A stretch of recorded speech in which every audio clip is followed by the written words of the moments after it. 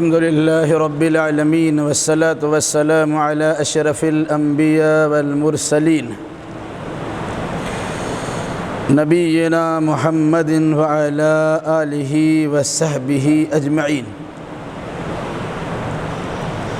أعوذ بالله من الشيطان الرجيم. بسم الله الرحمن الرحيم. ومن أحسن قولا ممن دعا إلى الله وعمل صالحا وقال إنني من المسلمين. ولا تستوي الحسنة ولا السيئة ادفع بالتي هي أحسن فإذا الذي بينك وبينه عداوة كأنه ولي حميم. وما يلقاها إلا الذين صبروا وما يلقاها إلا ذو حظ عظيم. وإما ينزغنك من الشيطان نزغ فاستعذ بالله إنه هو السميع العليم.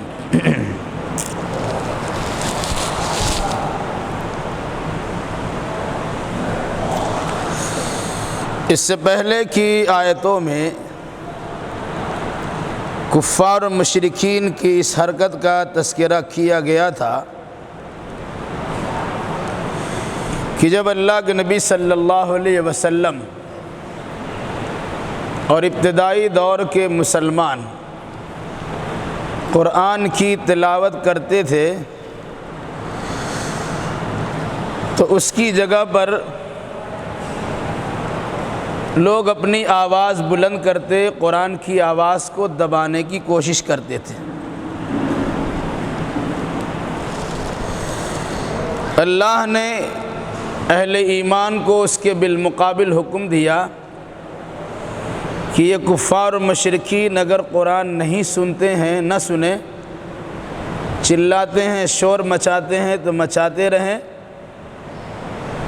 تم اہل ایمان کی ذمہ داری ہے جب بھی قرآن کی تلاوت کی جائے تو خاموشی سے سنو، خاموش بھی رہو اور سنو بھی. اللہ تبارک و تعالیٰ کی رحمتوں کا برکھا برسے گا اور تم آرام و سکون سے رہو گے. پھر اس کے بعد یہ بات آئی تھی کہ کل قیامت کے دن جب جہنمی جہنم کی طرف اور جنتی جنت کی طرف جائیں گے تو لوگ اپنے اکابرین کو، اپنے بڑے سرداروں کو اپنے سامنے بلانے کا اللہ سے مطالبہ کریں گے. الہی وہ سرداران کہاں ہیں جن کے پیچھے چل کر ہم گمراہ ہو گئے تھے، انہیں ہمارے سامنے پیش کیا جائے. کیوں پیش کیا جائے؟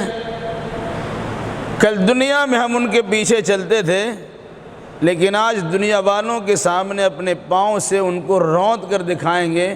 یہ بڑے مجرم ہیں کہ جن کے نتیجے میں ہم کو جہنم کا منہ دیکھنا پڑ رہا ہے.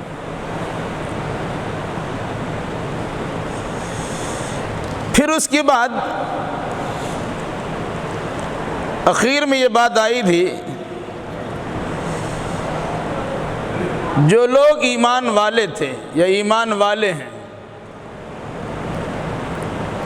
جنہوں نے ایمان پر استقامت اختیار کی، کہا کہ ہمارا رب اللہ ہے اور اسی پر ثابت قدم رہے، ایمان کے خلاف کوئی کام نہیں کیا، جتنی بھی مخالفتیں آئی، جتنی بھی رکاوٹیں آئیں، ان تمام رکاوٹوں اور مخالفتوں کا مردانہ وار مقابلہ کیا، اپنے اسلامی عقیدہ عمل پر ثابت قدم رہے، تو فرشتے ان کے سامنے موت کے وقت، قبر سے اٹھائے جانے کے وقت اور محشر کی پریشانی کے وقت فرشتے ان کی خدمت میں آ کر کہیں گے کہ دنیا میں ہم آپ کے ساتھ تھے، یہاں بھی آپ کے ساتھ ہے، آپ کو گھبرانے کی ضرورت نہیں ہے، آپ آرام و سکون کی جنت میں داخل ہونے والے ہیں. پھر جب جنت میں آپ داخل ہوں گے تو جنت میں وہ ساری چیزیں آپ کے لیے مہیا کی جائیں گی جن کی طبیعت چاہے گی، یا جن چیزوں کا مطالبہ اور سوال اب اللہ سے کریں گے وہ ساری چیزیں آپ کے سامنے موجود ہوں گی۔ اس کے بعد کی آیتوں میں بڑی اہم چیزوں کی جانب اشارہ نہیں بلکہ حکم دیا گیا ہے کہ اگر کوئی انسان اسے اپناتا ہے تو اس کے خاطر خواہ فائدے دنیا میں بھی نظر آئیں گے اور مرنے کے بعد بھی ان کو فائدہ ہی فائدہ میسر ہوگا۔ وَمَنْ أَحْسَنُ قَوْلًا مِّمَّنْ دَعَا إِلَى اللَّهِ وَعَمِلَ صَالِحًا وَقَالَ إِنَّنِي مِنَ الْمُسْلِمِينَ۔ اس آدمی سے زیادہ اچھی بات کس کی ہو سکتی ہے جو آدمی لوگوں کو اللہ کی طرف بلاتا ہو، جو آدمی خود بھی عمل صالح کرتا ہو، اور جو آدمی یہ کہتا ہو کہ میں مسلمانوں میں سے ہوں۔ یعنی اللہ کی طرف بلانا، عمل صالح کرنا اور اپنی زبان سے باضابطہ اقرار و اعلان کرنا کہ میں مسلمان ہوں۔ جو انسان اس تین باتوں کا تذکرہ کرتا ہے، اللہ نے کہا اس سے زیادہ اچھی بات کسی کی ہو نہیں سکتی۔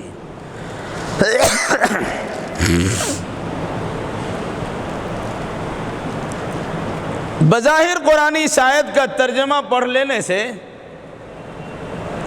آپ وہاں تک نہیں پہنچ سکتے ہیں جہاں تک اللہ تبارک و تعالیٰ نے آپ کو پہنچانے کا ارادہ کیا۔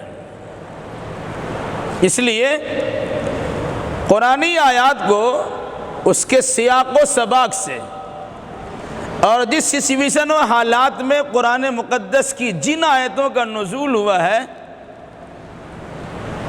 ان حالات پہ نگاہ رکھی، تب بات زیادہ سمجھ میں آئے گی کہ اللہ تبارک و تعالیٰ نے یہ بات کیوں کہی ہے۔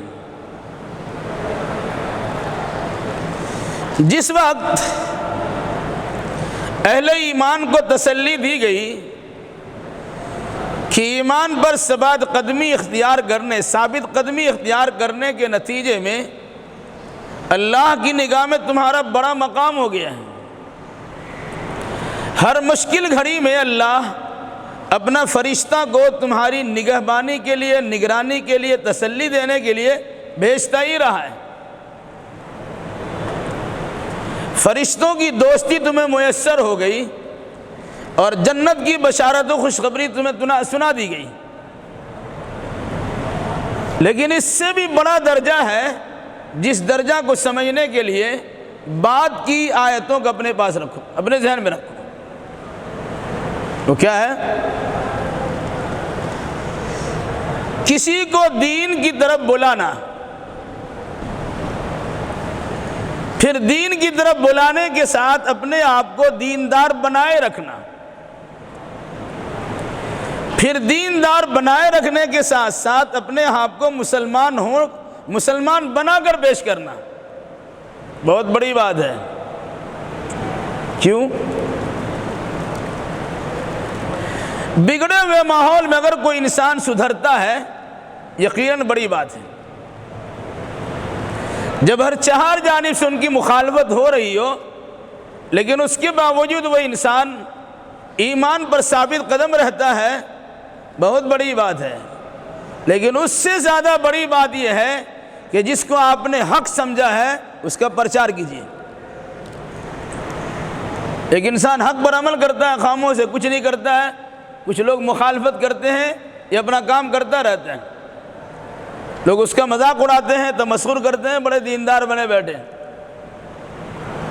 لیکن اگر وہی انسان اس کو تبلیغ کرنا شروع کر دے، بھائی ہم نیک بنے تم بھی نیک بن جاؤ، ہم نے اللہ کو ایک جانا تم بھی اللہ کو ایک مان لو، ہم نے معبودان باطل کے خلاف آواز اٹھائی ہے تم بھی آواز اٹھانا شروع کر دو، تو مخالفت اور زیادہ تیز ہو جائے گی۔ تو کہا اس شخص سے زیادہ اچھی بات کس کی ہو سکتی ہے جو انسان ممن دعا الی اللہ، جو لوگوں کو اللہ کی طرف بلاتا ہو۔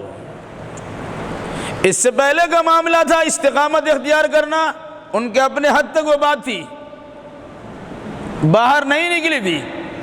کہ آپ ذرا سے باہر نکلو، خود نیک بن گئے بڑی بات ہے، لیکن اس سے کہیں زیادہ بڑی بات یہ ہے کہ جو سماج میں بگڑے ہوئے لوگ ہو ان کے بگاڑ کو دور کرو اور انہیں نیک بنانے کی کوشش کرو۔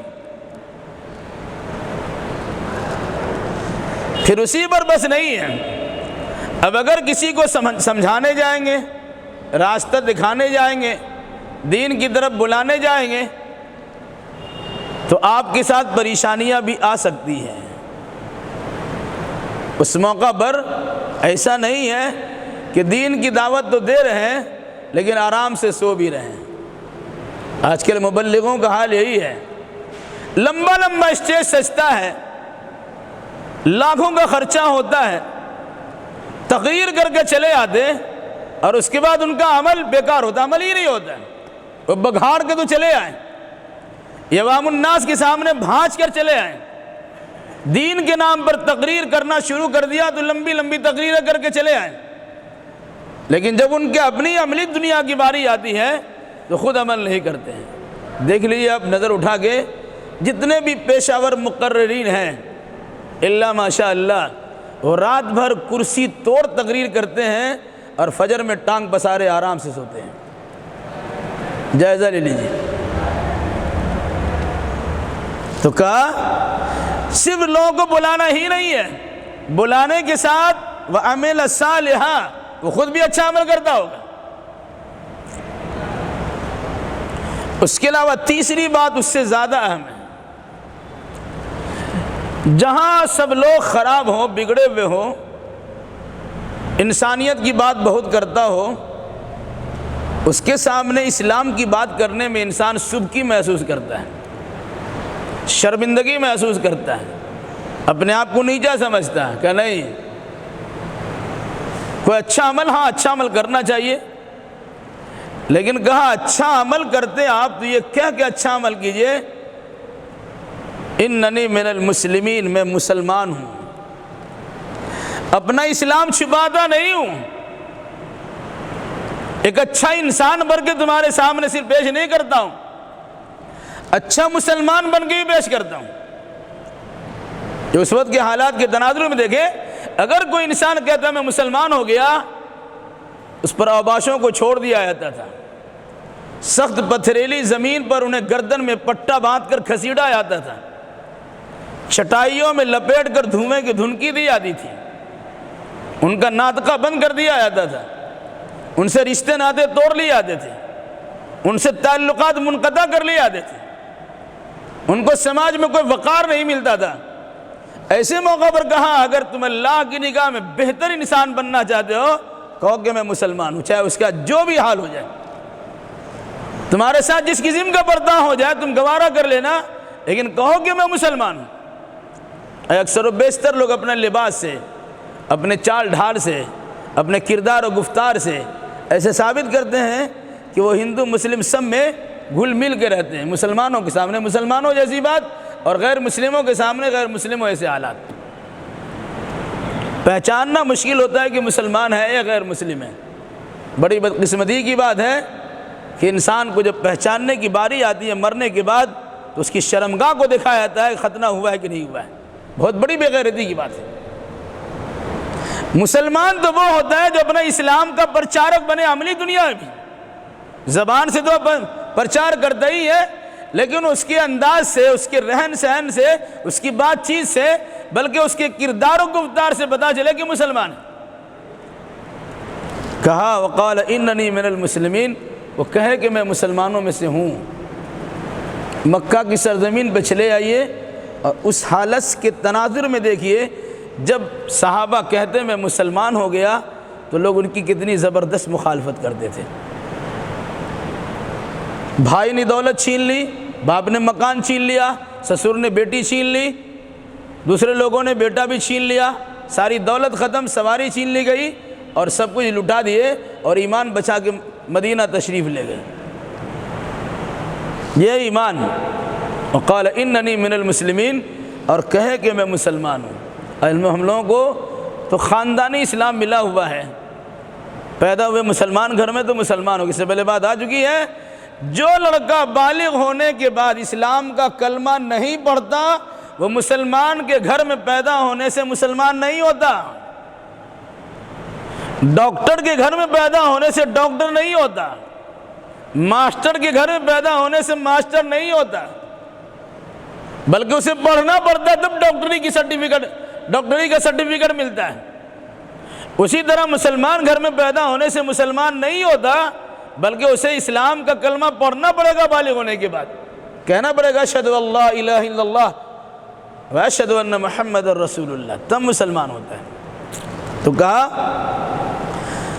اس کی بات سب سے اچھی ہوتی ہے جو انسان اللہ کی طرف لوگوں کو بلاتا ہے، یعنی دین کی دعوت بڑی اچھی بات ہے، دین پر عمل کرنا بہت اچھا کام، اور ساتھ میں لوگوں کے سامنے اس کا اظہار کرنا کہ میں ڈھکا چھپا ہوا نہیں ہوں، میں مسلمان ہوں، اسلام نے ہمیں اس کام کے کرنے کا حکم دیا ہے، تو میں اسلامی نقطۂ نگاہ سے اپنے آپ کو ظاہر کرتا ہوں کہ میں مسلمان ہوں۔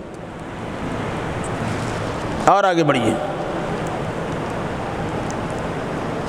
وَلَا تَسْتَوِي الْحَسَنَةُ وَلَا السَّيِّئَةُ ادْفَعْ بِالَّتِي هِيَ أَحْسَنُ فَإِذَا الَّذِي بَيْنَكَ وَبَيْنَهُ عَدَاوَةٌ كَأَنَّهُ وَلِيٌّ حَمِيمٌ۔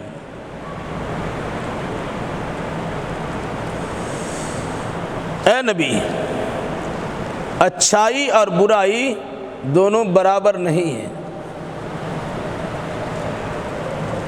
ادفع باللتی ہی احسن، برائی کو اس اچھائی سے دور کرو جو سب سے زیادہ اچھا ہو۔ فَإِذَا الَّذِي بَيْنَكَ وَبَيْنَهُ عَدَاوَةٌ، پھر اگر تمہارے درمیان اور اس کے درمیان دشمنی چل رہی ہے، كَأَنَّهُ وَلِيٌّ حَمِيمٌ، قریب ہے کہ وہ تمہارا جگری دوست بن جائے۔ اس آیت میں بھی غور کیجیے، سیدھا سیدھا ترجمہ یہ ہے کہ برائی اچھائی ایک نہیں ہے، اچھائی کو یعنی برائی کو اچھائی سے آپ دور کر دیجیے۔ ایک معمولی سی بات لگتی ہے لیکن اسے سمجھیے، گندگی کو گندگی سے دور نہیں کی جاتی، نجاست کا ڈھیر ہو، غلاظت کا انبار ہو، اب اس کے لیے صاف پانی کا استعمال کرتے ہیں۔ میلا کپڑا ہے، میلا پانی میں ڈال دیجیے، صاف کہاں سے ہوگا اور میلا ہو جائے گا، اس کے لیے صاف پانی کا استعمال کرتے ہیں، صابن اور دیگر چیزوں کا استعمال کرتے ہیں جس سے اس کا میلا پن دور ہو جائے۔ کیا کہا؟ اچھائی اور برائی دو الگ الگ چیز ہیں، نیکی اور بدی دو الگ الگ چیز ہیں۔ تو اچھائی آپ کے پاس ہے، برائی دوسری جانب سے آتی ہے۔ اب برائی کے جواب برائی سے دیجیے گا وہ کبھی ٹھیک نہیں ہوگا، گندگی کو گندگی سے صاف کیجیے گا وہ کبھی صاف اور پاک ہوگی نہیں۔ اس لیے اس برائی کو دفع کرنے کے لیے، دور کرنے کے لیے اچھائی کا راستہ اپنا لیجیے۔ اب اچھائی کے راستے کی دو شکل ہوتی ہے، اسے غور کیجیے گا تو یہ بات لگتی ہے معمولی لیکن ہے بہت بڑی چیز۔ ایک تو یہ ہے کسی نے آپ کو گالی دی، آپ خاموش رہ گئے۔ خاموش رہ جانا اچھائی ہے اور گالی دینا برائی ہے۔ وہ گالی پہ گالی دے رہا ہے لیکن آپ خاموشی اختیار کرتے ہیں۔ ایک طریقہ یہ ہے اچھائی سے برائی دور کرنے کی، لیکن اس سے زیادہ مؤثر طریقہ ہے جو اکثر و بیشتر کو نصیب نہیں ہوتا۔ ایک انسان آپ کو گالی دیتا ہے، آپ اس کو دعا دیجیے۔ اگر گالی دینے والے کو گالی دے دیا تو دونوں ایک ہو گئے۔ گالی دینے والے کے سامنے خاموشی اختیار کر لی تو بسا اوقات وہ اور نڈر بنتا ہے، شیر بنتا ہے اور بھی گالی دیتا ہے۔ لیکن گالی دینے والے کو گالی دینے کے بجائے آپ اس کے لیے دعا کرتے ہیں تو ایک نہ ایک دن وہ انسان سوچے گا اور سوچنے پر مجبور ہوگا کہ ہم اس کو گالی دیتے ہیں، وہ میرے لیے دعائیں کرتا ہے۔ ایک بہت بڑی چیز ہے کہ نہیں؟ تو قرآن نے اسی کہا وَلَا تَسْتَوِي الْحَسَنَةُ وَلَا السَّيِّئَةُ، اچھائی اور برائی دونوں برابر نہیں ہیں۔ ادفع باللتی ہی احسن، اس برائی کو اس طریقے سے اپناؤ جو سب سے زیادہ اچھا ہو۔ فَإِذَا الَّذِي بَيْنَكَ وَبَيْنَهُ عَدَاوَةٌ كَأَنَّهُ وَلِيٌّ حَمِيمٌ، تو آپ دیکھیں گے کہ اگر آپ کے درمیان اور اس کے درمیان عداوت و دشمنی چل رہی ہے، آپ کے اس اچھا برتاؤ کرنے کے نتیجے میں اکثر وہ لوگ آپ کے دوست بنیں گے اور جگری دوست بن جائیں گے۔ اس آیت میں مبلغین کے لیے، دعوت و تبلیغ کرنے والوں کے لیے ایک زبردست اصول بتایا گیا کہ حق کی طرف بلائیں، وہ حق پر عمل بھی کریں اور ساتھ ساتھ حق کا اظہار کرنے کے لیے ڈھکی چھپی کوئی بات نہ کرے، اسلام کا اظہار کرے، اور اس کے نتیجے میں جب مخالفت ہو، تکلیف پہنچائی جائے، گالی گلوچ دیے جائے، راستے میں روڑے اٹکائے جائے، مصائب و آلام کے پہاڑ توڑے جائیں، تو آپ بھی وہی کام مت کرنا شروع کر دیجئے، بلکہ آپ کی ذمہ داری خاموش رہیے، اور اس سے بڑھ کے آپ کا کام یہ ہے کہ آپ اسے اچھائی کے ساتھ اس مرض کو، اس خرابی کو دفع کیجیے، اس کو دعا بھی دیجیے۔ تب قرآن کہتا ہے فَإِذَا الَّذِي بَيْنَكَ وَبَيْنَهُ عَدَاوَةٌ كَأَنَّهُ وَلِيٌّ حَمِيمٌ، اب تمہارے اور اس کے درمیان جو دشمنی چل رہی ہے گویا وہ جگری دوستی میں تبدیل ہو جائے گی۔ کوئی ضروری نہیں ہے کہ ایسا ہمیشہ ہو جائے گا، لیکن اکثر و بیشتر ایسا ہوتا ہے۔ جیسے اس کی صورت یہ ہوگی، ایک انسان آپ کو گالی دے رہا ہے، آپ نے اس کی گالی کا جواب کچھ نہیں دیا، لیکن عملی دنیا میں وہ انسان سخت بیمار پڑ گیا، اس گالی کا جواب، اس کی برائی کا جواب اخلاص پر مشتمل اس کی عیادت سے، اب اس کے گھر چلے جائیے، اس کی بیمار پرسی کیجیے، اس کی عیادت کیجیے، حالات اگر اس کے خراب ہے علاج معالجہ کا بندوبست بھی کر دیجیے۔ پھر دیکھیے جیسا کڑا سے کڑا دشمن ہوگا، اس کی دشمنی تبدیل ہو جائے گی کہ بھائی جس کے بلبوتے پر ہم سارا کام کر رہے تھے وہ تو کوئی پوچھنے کے لیے نہیں آیا، زندگی پر جس کو ہم نے گالی دی ہے وہی خدمت ہمارے کر رہے ہیں۔ اور یہ طریقہ اللہ کے نبی صلی اللہ علیہ وسلم نے اپنایا، اسلام یوں ہی نہیں پھیلا ہے۔ آج تو اکڑ میں ہم تو اہل حدیث ہیں، کیا کسی کے پاس جائیں گے، وہ سب تو بدعتی ہے اور مشرک ہے، فلاں اور ڈھکا ہے۔ اسلام کو تو بالائے طاق رکھی دیا، اپنی مسلکی شناخت کو برقرار رکھا گیا، ہمارا ہی نہیں سب کا یہ معاملہ ہے۔ ایسے موقع پر اللہ تبارک و تعالیٰ نے اللہ کے نبی صلی اللہ علیہ وسلم کو جو حکم دیا ہے اسی طریقے کو اپنایا جائے گا، تبھی کامیابی مل سکتی ہے کہ برائی کا جواب اچھائی سے دیجیے، بلکہ برائی کا جواب بہترین اچھائی سے دیجیے۔ اور اس کی ایک شکل یہ ہو سکتی ہے کہ اگر وہ انسان بیمار پڑتا ہے، وہ آپ پر وار کر رہا تھا، آپ کو تکلیف پہنچا رہا تھا، آپ کو زخم دے رہا تھا، دنیا والوں کے سامنے بے عزت کر رہا تھا، لیکن بیمار پڑ گیا ہے، اب اس کی قوت ہمت جواب دینے لگ گئی ہے، اب اس کے بعد جا کر کے اسے کڑوی کسیلی بات سنانے کے بجائے اس کو سہلائی تسلی دیجیے اور اس کے لیے دعا کیجیے۔ دیکھیے اس کی آنکھوں سے آنسو جاری ہوتے ہیں اور کس طرح ان کے دل میں آپ کی محبت جاگوزی ہوتی ہے۔ یہ صورت آج ہے، ایک نیتا دوسرے نیتا کو گالی دیتا ہے، لیکن جب بیمار پڑتا ہے تو سب سے پہلے وہی جاتا ہے۔ یہ مخلصانہ عمل نہیں ہے، یہ تو سیاسی عمل ہے۔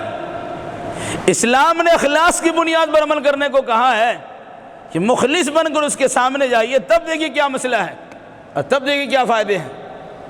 قرآن نے کیا کہا؟ فَإِذَا الَّذِي بَيْنَكَ وَبَيْنَهُ عَدَاوَةٌ كَأَنَّهُ وَلِيٌّ حَمِيمٌ، تمہارے درمیان اس کے درمیان اگر دشمنی چل رہی ہوگی، اس کی دشمنی دوستی میں اور جگری دوستی میں تبدیل ہو جائے گی۔ مگر ایک بات یہ بھی یاد رکھیں، یہ قاعدہ کلیہ نہیں ہے کہ ہمیشہ ایسا ہو ہی جاتا ہے، کبھی کبھی لوگ فطرت سے مجبور بھی ہوتے ہیں۔ اب ان کے ساتھ جتنا اچھا سے اچھا برتاؤ کر لیجئے، رسی جل جاتی ہے اور اینٹھن نہیں جاتی ہے، تو آپ کو اس پر زیادہ ماتھا لگانے کی ضرورت نہیں ہے۔ آپ کے جو کام ہے آپ نے کر دیا، اللہ تبارک و تعالیٰ سے امید رکھیے، اللہ بہتر اسباب پیدا کرے گا۔ وَمَا يُلَقَّاهَا إِلَّا الَّذِينَ صَبَرُوا وَمَا يُلَقَّاهَا إِلَّا ذُو حَظٍّ عَظِيمٍ، مگر یہ نصیبہ کس کو ملتا ہے؟ کہا یہ نہیں حاصل ہوتا ہے مگر اسی کو جو صبر کرتے ہیں۔ یہ کام بڑا صبر آزما ہے، ابھی سوچئے گا ابھی کیا اور ابھی اس کا رزلٹ مل گیا، نہیں ہوگا، بہت دنوں تک وہ کام کرنا پڑے گا، صبر و تحمل سے کام لینا ہوگا، برداشت کرنا ہوگا، بے برداشت نہیں بننا ہوگا۔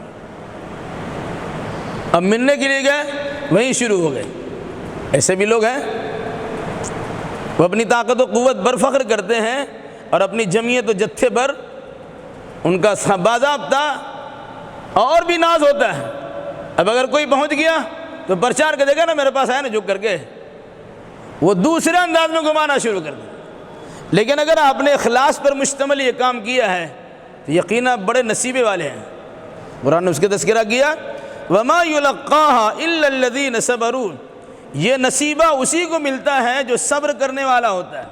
وَمَا يُلَقَّاهَا إِلَّا ذُو حَظٍّ عَظِيمٍ، اور یہ نصیبہ اسی کو میسر ہوتا ہے جو بڑی قسمت والا ہوتا ہے، بڑے نصیبہ والا ہو اسے ایسا موقع ملتا ہے، ورنہ اگر نصیبہ کسی کا ٹھیک نہیں ہے، قسمت ٹھیک نہیں ہے، تو پھر اس کو یہ دولت نہیں مل سکتی ہے۔ اس لیے تکلیف پہ صبر کرنا اور ساتھ ساتھ ان کو سمجھاتے بجھاتے بھی رہنا، اخلاص للہیت کے ساتھ اس کی خبر گیری بھی کرنا، یہ بہت بڑی دولت ہے، یہ دولت ہر ایک کو ملا نہیں کرتی ہے۔ پھر اس کے بعد آگے بڑھیے، وَإِمَّا يَنزَغَنَّكَ مِنَ الشَّيْطَانِ نَزْغٌ فَاسْتَعِذْ بِاللَّهِ إِنَّهُ هُوَ السَّمِيعُ الْعَلِيمُ، اور اگر آپ کو شیطان کی طرف سے کچھ وسوسہ ملے، اکساہٹ ملے، فاستعذ باللہ، تو اب اللہ کی پناہ چاہیے۔ مطلب کیا ہوا؟ ایک انسان اگر دیندار حق پر ہے تو شیطان اس کو اسی انداز سے ورغلاتا ہے۔ اب حق پر ہے پھر بھی اتنی آپ کی بے عزتی ہو رہی ہے، اور کھڑے ہو جائیے، مقابلہ کرنے کے لیے تیار ہو جائیے، آپ تو حق پر ہیں، اسلام اتنا دب کر کیوں رہے گا؟ یہ جذباتی لوگوں کے دل و دماغ میں شیطان وسوسہ اس طرح بھی ڈالتا ہے تاکہ جذباتیت سے دو چار کر کے آپ کی زبان سے اول فول نکلوا دیں، اور پھر اس کے بعد فریق مخالف کہنا شروع کر دیں کہ بھائی تالی دونوں ہاتھ سے بجتی ہے، اگر ہم نے برا بھلا کہا ہے تو یہ کون سا کم ہے؟ یہ بھی تو ہمیشہ چیلنج پر چیلنج ہی کرتا رہتا ہے، یہ اپنی بڑائی کا ہمیشہ دم بھرتا رہتا ہے، اس کے نتیجے میں تو اس نے بہت ساری باتیں کر لی ہیں وغیرہ ذالک۔ تو قرآن کہتا ہے اما ینزغنک من الشیطان نزغ، اب اگر شیطان کی طرف سے کچھ اکساہٹ ہو، کچھ وسوسہ اندازی ہو، آپ کے دل میں یہ بات ڈالی جاتی ہو بھائی اب حق پر ہے تو ڈرنا کیا، اب حق پہ ہے نا جی، بول دیجیے جو ہوگا دیکھا جائے گا، ہم تو اس کے منہ پر بھی بول سکتے ہیں، یہ ایسے بولتے ہیں ہم تو اس کے منہ پر بول سکتے ہیں، کمال تھوڑے ہیں۔ مطلب کیا ہوا؟ حق ہے تو حق کو حق کے ساتھ ہی پیش کیجیے، اگر کہیں آپ کی بات نہیں رہتی ہے تو مت کیجیے۔ اب پڑھتے ہیں اور سورہ اعلیٰ میں ہر جمعہ میں فذکر ان نفعت الذکریٰ، نصیحت کیجیے اگر آپ کی نصیحت وہاں کارگر ہو، نہیں تو چھوڑ دیجیے۔ اسی طریقے سے کہا اگر شیطان آپ کو وسوسہ ڈالتا ہے، ارے آپ تو مہان ہستی ہے، آپ تو اسلام کا لبادہ اوڑھے ہوئے ہیں اور اسلام پرست ہیں، مسلمان پکا مسلمان ہے، آپ کا تو اللہ ساتھ دینے والا ہے، آپ کے اتنی بڑی بڑی تنظیمیں آپ کے پاس ہیں، نوجوانوں کا جتھا آپ کے پاس میں ہے، ارے اعلان کچھ کہہ دیے، جو ہوگا دیکھا جائے گا، یہ دبنے کیا بات ہے؟ اسلام تو غالب ہونے کے لیے آیا تھا، تو مغلوب ہو کیوں رہو گے؟ تو کبھی شیطان اس طرح بھی بہکاتا ہے۔ قرآن نے کیا کہا؟ اگر شیطان کی جانب سے اگر اس قسم کی اسکساہٹ آ جائے، اکسانا ہو جائے، وسوسہ ڈال دے، فاستعذ باللہ، تو اب اللہ کی پناہ چاہیے۔ یہ سمجھ لیے کہ شیطان ہمیں بہکا رہا ہے اور ہمارا کیا دھرا سب برباد کرنے جا رہا ہے، اس لیے آپ اللہ کی پناہ چاہو، اعوذ باللہ من الشیطان الرجیم، شیطان مردود سے اللہ کی پناہ۔ بڑائی کے دھار ہوتا ہے نا، آپ تو بڑے ہیں، آپ بڑے دیندار ہیں، جب آپ بڑے دیندار اپنے آپ کو سمجھ لیں گے اور دوسرے کو نیچے سمجھیں گے تو کیا آپ کا کام ختم، سب برباد آپ کا ہو گیا۔ آپ جتنے بڑے ہیں اپنی بڑائی کے اظہار کے لیے، بڑائی کے برقراری کے لیے اپنے آپ کو بڑا مت سمجھیے، اللہ آپ کو بڑا سمجھے گا، آپ اپنے آپ کو بڑا مت سمجھیے، اپنے آپ کو چھوٹا ہی سمجھیے۔ تو یہ وجہ ہے انبیاء و مرسلین زمانے کا سب سے بہتر انسان ہوتا ہے، لیکن اس کے باوجود ان کا رہن سہن عام انسانوں کی طرح ہوتا، کبھی کسی سے اپنے آپ کو بڑا تصور نہیں کراتے بلکہ اپنے آپ کو چھوٹا ہی بنا کے پیش کرتے ہیں۔ تو کہا اگر شیطان کی طرف سے کچھ اکساہٹ ہو، کچھ وسوسہ اندازی ہو، کچھ آپ کے ذہن و دماغ میں الٹی سیدھی باتیں لائی جا رہی ہوں، تو شیطان کے وسوسہ کو سمجھیے اور فاستعذ باللہ، اللہ کی پناہ چاہیے کہ اللہ اب تو یہ بہت بڑا مسئلہ آ گیا، جو نفس بیٹھ گیا، شیطان کا حملہ ہو رہا ہے، دنیا والوں سے تو مقابلہ کر لیا، ہم اپنے سے مقابلہ کیسے کریں گے؟ اور شیطان جو مخفی اور پوشیدہ تدبیر اختیار کرتا ہے، اس سے نمٹنا تو بڑا مشکل ہے۔ الہی شیطان کو تو نے ہی پاور دیا ہے، اب شیطان سے نمٹنے کے لیے تیری پناہ ہمیں چاہیے، اس لیے آپ کہتے ہیں اعوذ باللہ من الشیطان الرجیم، شیطان مردود سے اللہ کی پناہ۔ کیوں؟ کسی اور سے پناہ مانگنے کے بجائے اللہ کی پناہ چاہنے کا حکم کیوں دیا گیا؟ آپ پریشانی میں پڑتے ہیں، اپنے جماعت کی ذمہ دار کو فون کرتے ہیں، دوست احباب کو بلاتے ہیں، خیر خواہوں کو یاد کرتے ہیں، لیکن وہ یاد کرے نہ کرے، بسا اوقات آپ کا فون ریسیو کرنے سے بھی انکار کر دے، فون ریسیو بھی کر لیا، ہاں کیا بول رہے ہیں، آواز نہیں آ رہی، سب سنائی دے رہے لیکن آواز نہیں آ رہی ہے، تو کہاں اس چکر مت پڑو، فاستعذ باللہ، اللہ کی پناہ چاہو، کیوں؟ انہ هو السمیع العلیم، وہ سننے والا بھی اور جاننے والا ہے۔ آپ کیا کہنا چاہتے ہیں اللہ سن رہا ہے، اور آپ کو اللہ تبارک و تعالیٰ کس طرح مدد کرے گا اللہ وہ بھی جاننا ہے، آپ کے دشمنوں کس طرح خاموش کرے گا اللہ اس کو بھی جان رہا ہے، اور آپ کس طرح کی صدا لگا رہے ہیں اللہ تبارک و تعالیٰ اس کو بھی سننا ہے۔ اس لیے فرمایا جب شیطان کی طرف سے وسوسہ اندازی ہو تو اس وقت میں رحمان کی پناہ چالو، اعوذ باللہ من الشیطان الرجیم پڑھ لو، اس عقیدے کے ساتھ کہ اللہ تبارک و تعالیٰ ہمہ وقت سنتا ہے اور ہر چیز کو جانتا ہے، رات کے سناٹے بلائیں گے تب بھی اللہ ہماری بات کو سنتا ہے، اور دن کے اجالے میں بلائیں گے تب بھی اللہ تبارک و تعالیٰ ہماری پکار کو سنے گا، ایک دو آدمی کا مقابلہ کرنے کے لیے بلائیں گے تب بھی اللہ ہماری بات کو سنتا ہے، اور ہزاروں لاکھوں کے مجمع میں ہم پڑے ہوئے ہوں اور وہاں گرفتاری ہماری عمل آ چکی ہے، وہاں بھی اللہ کو پکاریں گے تو اللہ وہاں بھی ہماری سنے گا، پھر ہماری کیا ضرورت ہے، اللہ تبارک و تعالیٰ اس کی تکمیل کرے گا، اسے پورا کرے گا۔ ان آیات کو سامنے رکھیں، اور بطور خاص جو اپنے آپ کو پکا موحد مسلمان سمجھتے ہیں اپنی ذمہ داری قبول کرے کہ دعوت و تبلیغ کا فریضہ ان کے ذمہ ہے، اور اگر دعوت و تبلیغ کرتے ہیں تو ساتھ ساتھ عمل کرنے کی کوشش کیجیے۔ اللہ ہمیں اور آپ کو اور جملہ مسلمانوں کو عقیدہ و اعمال کی دولت سے مالا مال فرمائے، آمین۔ السلام علیکم ورحمۃ اللہ۔